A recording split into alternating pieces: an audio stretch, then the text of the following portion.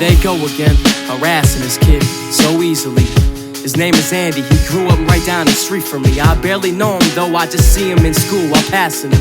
Usually followed by two kids giggling in back of him. I don't know why they feel a need to interfere, and I'll be honest, the kid is obviously a little weird. He's got a stutter plus always talks to himself, but it is clear to me they shouldn't mess with him. He probably wish they disappear, like yeah, he's different. So, he ain't causing harm to anyone.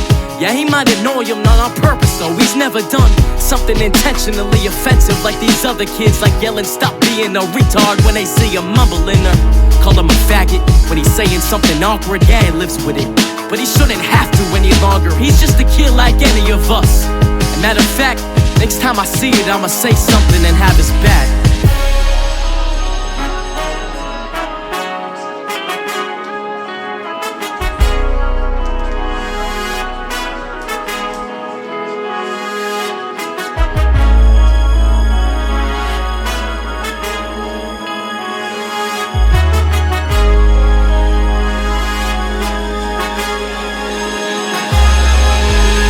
Day ain't any better, they're abusing him.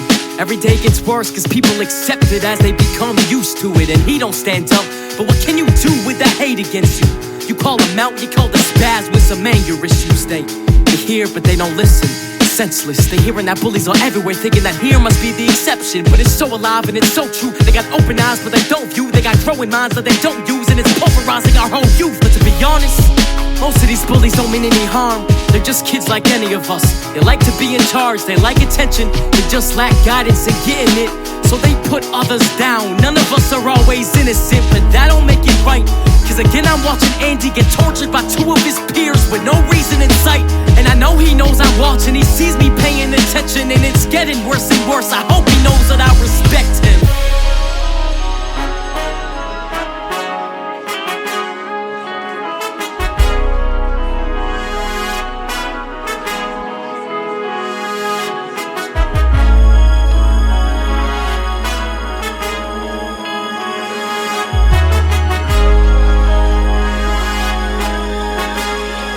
Yeah. The next day, Andy didn't show up to school, and I was nervous. He always came to this class, I wonder what was the purpose. The same class had the two kids who've been messing with him, but without a target, both of them just blended right in. 20 minutes later, the class was pretty quiet. As Andy walks through the door, he was shaking and crying. As all heads slowly in sync turn, he pauses, then pulls a pistol out of his front pocket. The girl screamed, the boy sat there terrified.